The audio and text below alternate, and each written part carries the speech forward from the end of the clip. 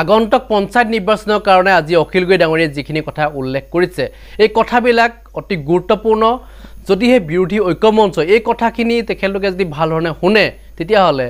2026ৰ কাৰণে তেওঁলোকৰ কাৰণে ভাল হ'ব কাৰণ 2026ত বিধানসভা নিৰ্বাচন আহি আছে কাৰণ বিধানসভা নিৰ্বাচনৰ পূৰ্বে পঞ্চায়ত নিৰ্বাচনটো যদি একেলগে খেলে বিৰোধী ঐক্যমঞ্চই যদি একেলগে খেলে তেতিয়াহে 2026 চনত বিধানসভা নিৰ্বাচনত বিজেপিক হৰাব পাৰিব যদিহে এইখিনি কাম এতিয়াই কৰে মানে কি হৈছে বিৰোধী ঐক্যমঞ্চ এতিয়া ঐক্যমঞ্চ হৈ থকা নাই যে লোকসভা নিৰ্বাচনত তিনিখন আসন পোৱাৰ পিছত একাংশ মানে বিজেপি বিৰোধী তেওঁলোক কোন দলৰ হয় কি কথা আমি সেইখিনি সম্পৰ্কে ক'বলৈ নাযাওঁ কিন্তু তেওঁলোকে যেন এই নিৰ্বাচনৰ পিছতে যে তেওঁলোক এতিয়া ভাগ হ'ব বিচাৰিছে কোনোবা হয়তো এনেকৈ আঁতৰি থাকিব বিচাৰিছে একেলগে খেলিব বিচৰা নাই তেওঁলোকে কিয় এই সিদ্ধান্ত গ্ৰহণ কৰিছে নাজানো কাৰণ বিৰোধী ঐক্যমঞ্চ 16টা দল যদি একেলগে লাগি মেলি পঞ্চায়ত নিৰ্বাচন যদি খেলে তেতিয়াহ'লে 2026ত কিন্তু বিজেপিক বিদায় দিব পাৰিব কাৰণ পঞ্চায়ত নিৰ্বাচনতে ওলাই পৰিব যে কেনেকৈ মানে জিকিছে মানে বিৰোধী ঐক্যমঞ্চ কিমান সফল হৈছে পঞ্চায়ত নিৰ্বাচনতে ধৰা পৰিব আৰু তাৰ পিছত বিধানসভা নিৰ্বাচনত একেলগে যদি খেলে তেতিয়াহে হয়তো বিৰোধী ঐক্যমঞ্চই বিজেপিক হৰাব পাৰিব কাৰণ বিজেপিক হৰাবলৈ হ'লে এইটো এটা স্পেচিয়েল চান্স আহি আছে কাৰণ 2026ত যদি মুখ্যমন্ত্ৰী হিমন্ত বিশ্ব শৰ্মা যদি পুনৰ মুখ্যমন্ত্ৰী হয় তেতিয়াহ'লে মুখ্যমন্ত্ৰী হিমন্ত বিশ্ব শৰ্মা জীয়াই থকালৈকে কোনো হয়তো মুখ্যমন্ত্ৰী হ'ব নোৱাৰিব কাৰণ মুখ্যমন্ত্ৰী হিমন্ত বিশ্ব শৰ্মাই 5 বছৰৰ কাৰণে অহা নাই 5 বছৰৰ কাৰণে তেখেতে মুখ্যমন্ত্ৰী হোৱা নাই তেখেতে দীৰ্ঘদিন ধৰি মুখ্যমন্ত্ৰী হ'ব বিচাৰিছে গতিকে এই কথাবিলাক আপোনালোকে স্পষ্টকৈ জানে জনাৰ পিছতো কিছুমানে এতিয়া ভুল কৰিবলৈ গৈ আছে যদি এইখিনি ভুল এতিয়াই কৰে পৃথকে যদি আপোনালোকে খেলে লোকসভা নিৰ্বাচন খেলিলে যি একেলগে খেলে ঠিকই আছে কিন্তু 2026ত যদি পৃথকে খেলিবলৈ হয় তেতিয়াহ'লে কিন্তু কেতিয়াও বিজেপিক হৰাব নোৱাৰে কাৰণ বিজেপি এতিয়া যথেষ্ট শক্তিশালী এতিয়াও হৈ আছে অসমত বাকি অন্যান্য ৰাজ্যসমূহত শক্তিশালী হৈ থকা নাই কিন্তু অসমত এতিয়া শক্তিশালী হৈ আছে গতিকে অসমত হৰাব পাৰিলেহে হয়তো আপোনালোকে মুখ্যমন্ত্ৰী সলনি কৰিব পাৰিব মুখ্যমন্ত্ৰী চকীখন সহজতে এৰি নিদিয়ে মুখ্যমন্ত্ৰী হিমন্ত বিশ্ব শৰ্মাই বিৰোধী ঐক্যমঞ্চৰ যিবিলাক সভা অনুষ্ঠিত হৈছিলে নিৰ্বাচনৰ পূৰ্বে সেই সভাবিলাকত আমি খুব স্পষ্টভাৱে আটাইবিলাক দলে আলোচনা কৰিছিলোঁ যে পঞ্চায়ত নিৰ্বাচনটো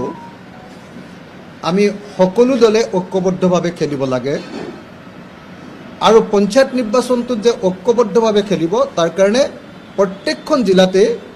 আমাৰ 16টা বিৰোধী ৰাজনৈতিক দলে নিজে কথা পাতি লৈ জিলা ভিত্তিক কোন দলে কোনটো পঞ্চায়তত খেলিব কোনে ৱাৰ্ড মেম্বাৰ খেলিব কোনে এপি মেম্বাৰ খেলিব কোনে জিলা পৰিষদৰ মেম্বাৰ খেলিব সেই সিদ্ধান্ত জিলা ভিত্তিত গ্ৰহণ কৰা হ'ব গতিকে এই মুহূৰ্তত এতিয়ালৈকে আমি সেইকাৰণে কনফাৰ্ম হ'ব পৰা নাই যে বিৰোধী ঐক্যমঞ্চৰ পঞ্চায়ত নিৰ্বাচন ঐক্যবদ্ধকৈ খেলা হ'ব নে পৃথকে খেলা হ'ব সেইকাৰণে এই মুহূৰ্তত আমি ৰাইজৰ দলৰ তৰফৰ পৰা আপোনালোকক জনাব খুজিছোঁ যে ৰাইজৰ দলে আগন্তুক পঞ্চায়ত নিৰ্বাচনটো বিৰোধী ঐক্যমঞ্চই ঐক্যবদ্ধভাৱে একেলগতে খেলাটো আমি বিচাৰোঁ বিৰোধী ঐক্যমঞ্চৰ সকলো দলৰ প্ৰতি আমাৰ আহ্বান যে 2024 চনৰ আগন্তুক যে পঞ্চায়ত নিৰ্বাচন সেই পঞ্চায়ত নিৰ্বাচন আহক আমি সকলোৱে একেলগে খেলোঁ অসমত এটা অত্যন্ত সুন্দৰ বাতাবৰণ গঢ় লৈ উঠিছে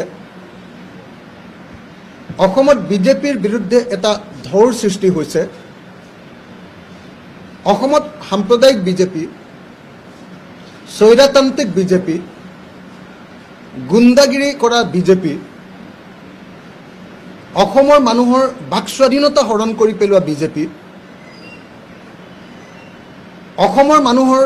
বস্তুৰ মূল্যবৃদ্ধিৰে অসমৰ জনতাৰ স্বাৰ্থৰ বিপৰীতে অৱস্থান কৰা বিজেপি সেই বিজেপিৰ বিৰুদ্ধে সমগ্ৰ অসমৰ মানুহে এবাৰ ঐক্যবদ্ধ হোৱাৰ লক্ষণ দেখা গৈছে 2024 চনৰ লোকসভা নিৰ্বাচনটোত বিজেপি বিৰোধী ঢৌৰ সৃষ্টি হৈছে যদিও আমাৰ বিৰোধী পক্ষৰ ৰাজনৈতিক দলবিলাকৰ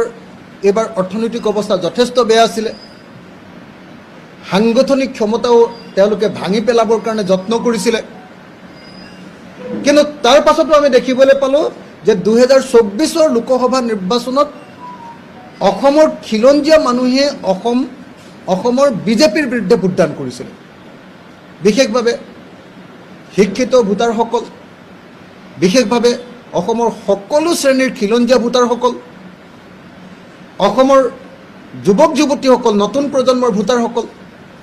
আটাইবিলাকে আমি দেখিবলৈ পাইছিলোঁ যে এইবাৰ বিজেপিৰ বিৰুদ্ধে ভোটদান কৰিছে অসমৰ চাকৰি কৰা মানুহবিলাকে বিজেপিৰ বিৰুদ্ধে ভোটদান কৰিছে অসমৰ কাম কৰি খোৱা মানুহবিলাক প্ৰফেশ্যনেলছ তেওঁলোকে বিজেপিৰ বিৰুদ্ধে ভোটদান কৰিছে মোটামুটি ধৰণে বিজেপিৰ বিৰুদ্ধে অসমৰ শিক্ষিত সমাজ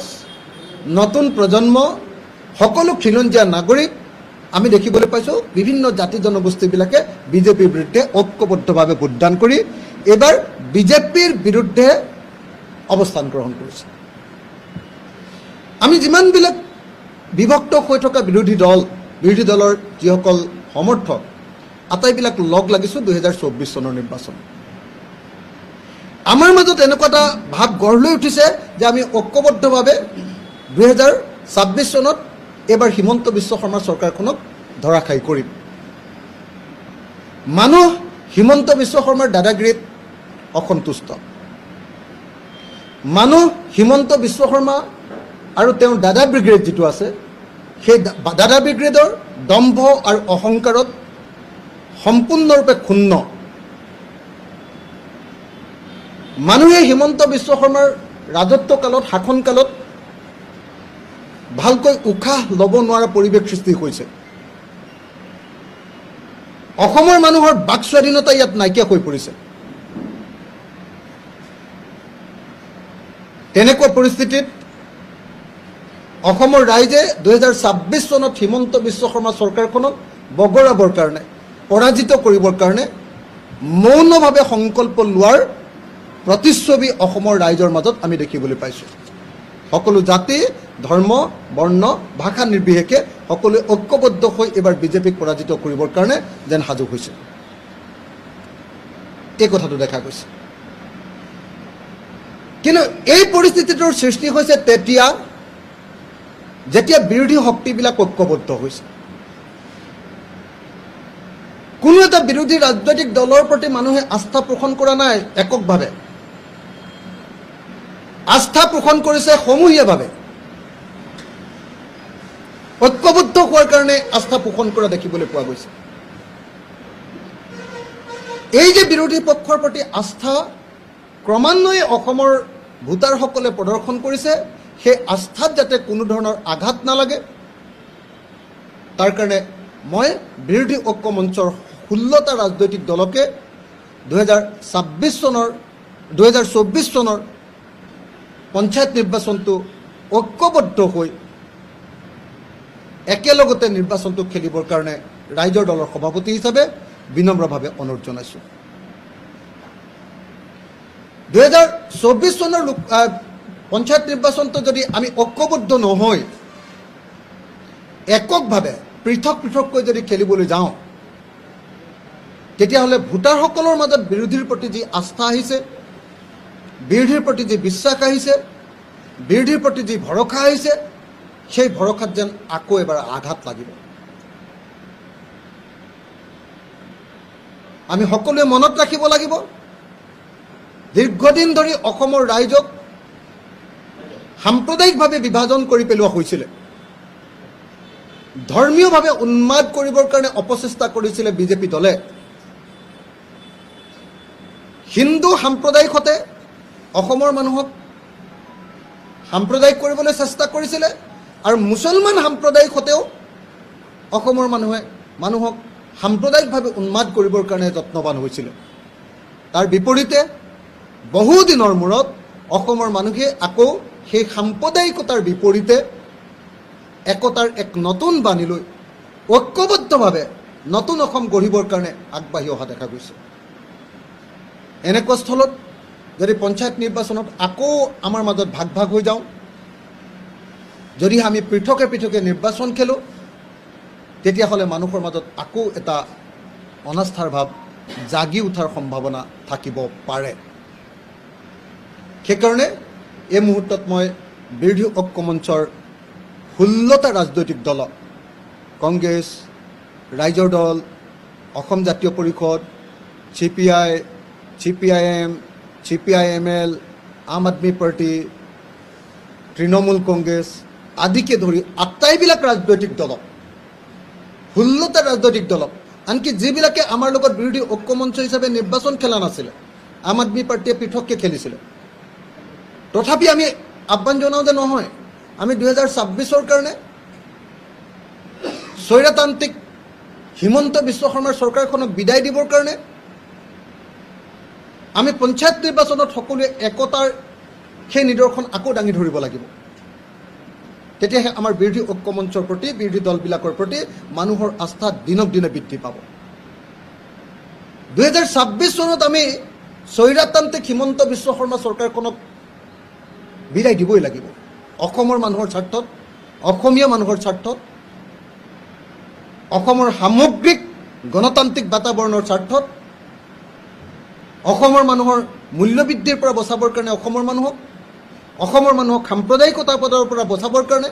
অসমৰ মানুহক প্ৰকৃত উন্নয়নৰ পথত আগবঢ়াই নিবৰ কাৰণে আমি 2026 চনত বিজেপিক হৰুৱাবই লাগিব।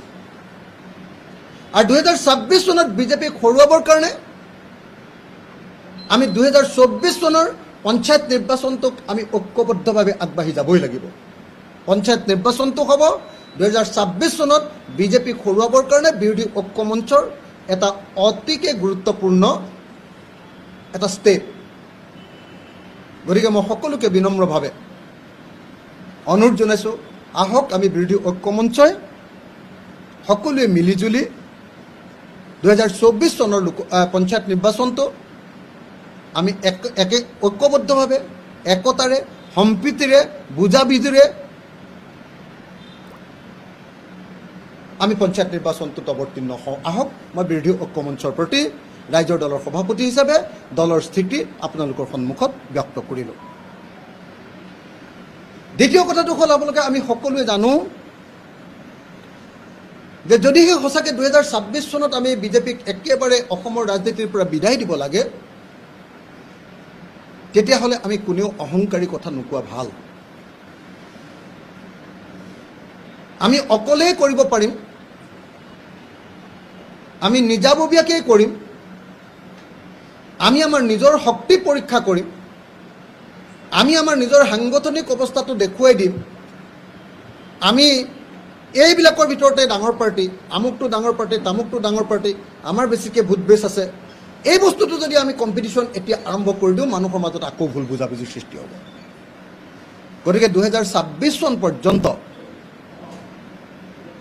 যাতে ৰাইজৰ প্ৰতি, ৰাইজৰ বিৰোধী ঐক্য মঞ্চৰ প্ৰতি, ৰাইজৰ বিৰোধী ঐক্য মঞ্চৰ প্ৰতি যাতে আস্থাটো বৃদ্ধি পাই যায়, তাৰ কাৰণে মই সকলো বিৰোধী ঐক্য মঞ্চৰ অন্তৰ্গত প্ৰত্যেকটো দলকে আৰু দলৰ নেতৃবৰ্গক বিনম্ৰভাৱে, আন্তৰিকতাৰে, অহংকাৰবিহীনভাৱে, গৰ্ব নকৰাকৈ সকলোকে আমি